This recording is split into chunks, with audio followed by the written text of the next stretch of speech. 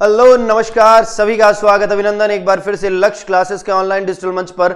और मैं नागवेंद्र सिंह राणावत आप सभी लोगों का स्वागत अभिनंदन करता हूं आज के हमारे इस सेशन में। तो आज हम बात करने वाले हैं संरक्षण अधिकारी भर्ती परीक्षा को लेकर, यानी आरपीएससी के द्वारा प्रोटेक्शन ऑफिसर 2026 की वैकेंसी को लेकर विज्ञप्ति जो है वो जारी कर दी गई है। आज के इस सेशन में हम चर्चा करने वाले हैं क्या नोटिफिकेशन रहने वाला है, क्या सैलरी, क्या क्वालिफिकेशन और क्या एज लिमिट रहने वाली है।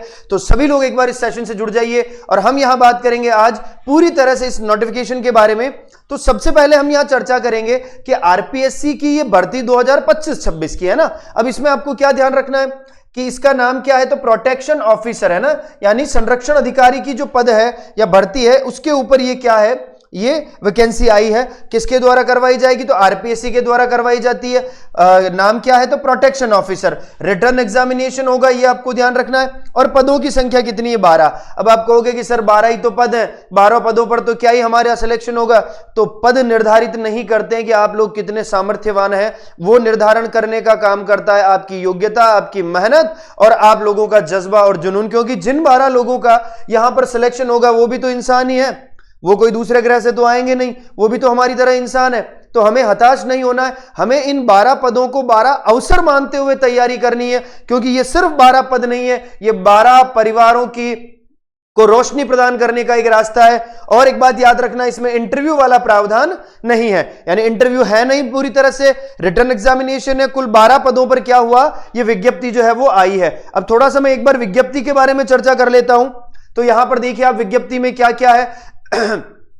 ये विज्ञप्ति जिसमें लगभग 12 पद दिए गए हैं और किस तरह से फॉर्म भरना है, कब से, हम धीरे धीरे सारी चीजों के बारे में बात करेंगे। देखो अगर इसके एज लिमिट की बात करूं तो एज लिमिट 18 से 40 है और ये भी कब की है, 1/1/2027 तक एज जो है वो 18 और अधिकतम क्या होनी चाहिए, 40 तक। उसके बाद अनुसूचित जाति, जनजाति, पिछड़ा वर्ग, या फिर मैं बात करूं इसके बाद महिलाओं के बारे में, या फिर जो अदर बैकवर्ड क्लासेस है, या फिर मैं बात करूं महिलाओं के बारे में, विडो के बारे में, डिवोर्स के बारे में। तो याद रखिएगा इनके बारे में यहां पर एज में कुछ छूट दी गई है।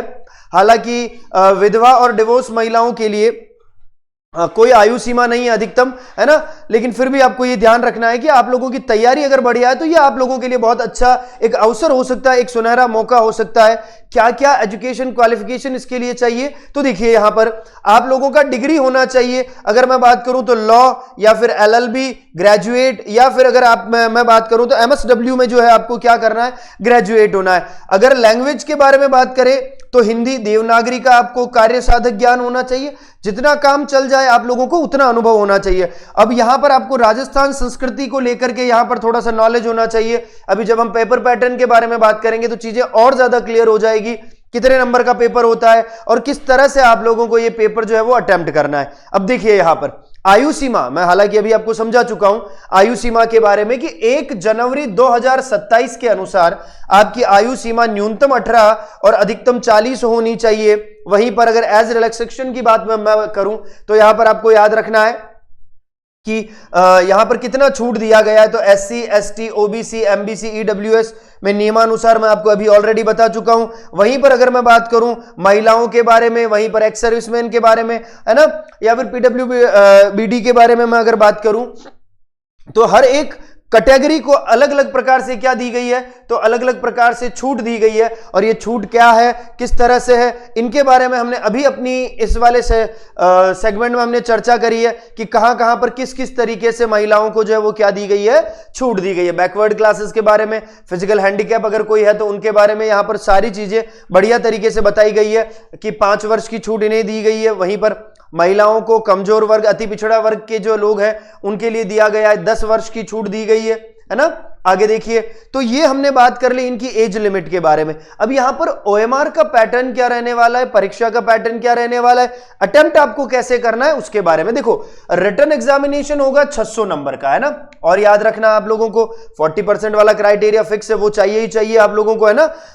पहला पेपर जो आपका होगा 300 नंबर का और दूसरा पेपर वो आपका होगा 300 नंबर का। प्रत्येक पेपर जो है वो 3 घंटे का होगा, एमसीक्यू बेस्ड का होगा और नेगेटिव मार्किंग वही 1/3 रहने वाली जो हर बार रहती है। और कुछ इस तरह से आपको क्या करना है, अपना जो ओएमआर है वो फिल करना है। देखिए यहां पर मैं बात करूं तो लगभग आपको ध्यान रखना है कि 600 नंबर का पेपर होगा, 2 पेपर होंगे, हर पेपर 3 घंटे का होगा। आपको 40% न्यूनतम अंक प्राप्त करने जरूरी है, तभी आप लोग क्वालिफाई होंगे। पहला पेपर जनरल स्टडीज का कंपलसरी है और दूसरा पेपर ऑप्शनल है। इसमें आप सोशल जो वर्क है आप वो भी ले सकते हैं और लॉ वाला सेगमेंट जो है वो भी ले सकते हैं। थोड़ा सा अगर मैं सिलेबस के ऊपर अगर चर्चा करूं ना तो आप लोगों को लगेगा सर सिलेबस ऑलमोस्ट RSSI वाला ही है, कोई बहुत ज्यादा डिफरेंस नहीं है। देखिए, राजस्थान का हिस्ट्री व कल्चर है, इंडिया का मॉडर्न व मिडिवल एंशिएंट है, संविधान पूरा दे रखा है और शासन व्यवस्था पूरी दे रखी है। राजस्थान में सारी चीजें दे रखी है, एडमिनिस्ट्रेटिव जो स्ट्रक्चर है। वर्ल्ड ज्योग्राफी और इंडियन ज्योग्राफी और राजस्थान की ज्योग्राफी भी अच्छी खासी इसमें दे रखी है ना। वहीं पर अगर मैं बात करूं इकोनॉमिक्स को लेकर भी जो बेसिक कॉन्सेप्ट है वो बहुत अच्छे दे रखे हैं, आप लोगों को इकोनॉमिक्स भी बहुत अच्छी आनी चाहिए। वहीं पर देखिए आप, फिर मैं बात करूं सोशल जस्टिस एम्पावरमेंट भी ध्यान रखना है, इकोनॉमी ऑफ राजस्थान भी पता होना चाहिए, करंट अफेयर है ना, लॉजिकल रीजनिंग, मेंटल एबिलिटी वगैरह, जनरल साइंस भी आ गई इसमें।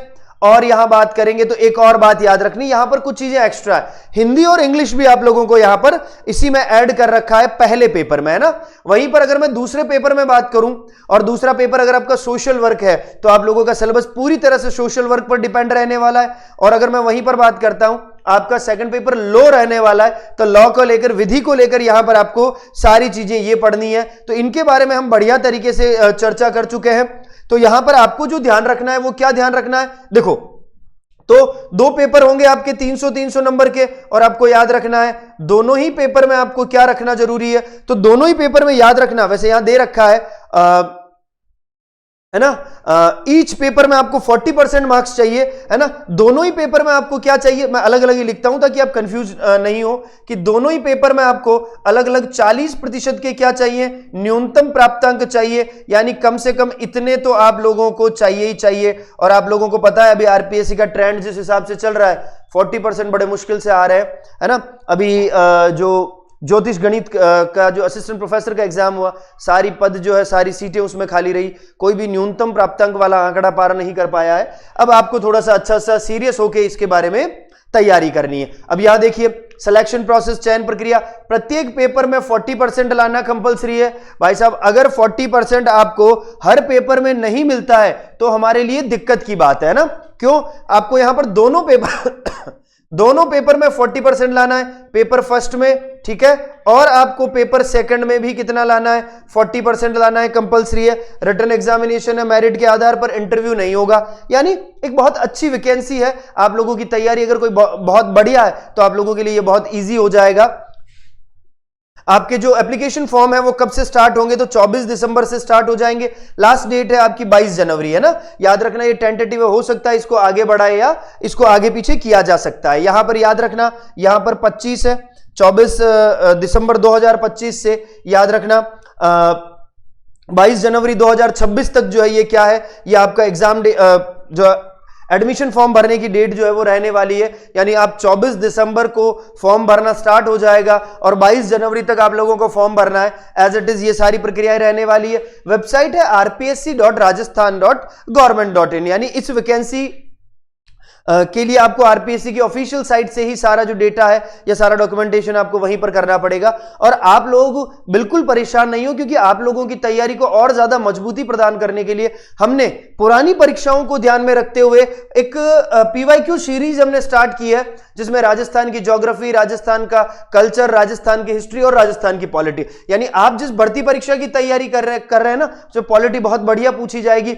और इतनी शानदार और विश्लेषणात्मक हमने ये पॉलिटी आप लोगों के लिए लिखी है कि आप लोगों को मजा आ जाएगा। इन सारी किताबों का कॉम्बो आप लोगों को मात्र 699 रुपए में मिलेगा और 699 रुपए में हम किताबें आपके घर पर डिलीवर करेंगे। यानी इससे सुनहरा मौका और नहीं हो सकता है। आपको करना सिर्फ इतना है कि लक्ष्य क्लासेस का एप्लीकेशन डाउनलोड करना है और आपको वहां से इसे क्या करना है, परचेज करना है। ये बुक स्टोर पर नहीं मिलेगी, ये सिर्फ और सिर्फ आपको हमारे एप्लीकेशन से मिलेगी। तो जल्दी से जाइए, देर नहीं करिए। और उम्मीद करता हूं ये जो सेशन हमने आज लिया है प्रोटेक्शन ऑफिसर का, ये बहुत शानदार आप लोगों के लिए रहा होगा। सारी इंफॉर्मेटिव जो चीजें थी वो हमने आपको डिलीवर करी है ना। तो उम्मीद करता हूं सारी चीजें क्लियर रही होगी। फिर किसी नए सेशन के साथ मैं एक बार फिर से रूबरू होऊंगा। तब तक के लिए थैंक यू वेरी मच। जय हिंद, जय भारत।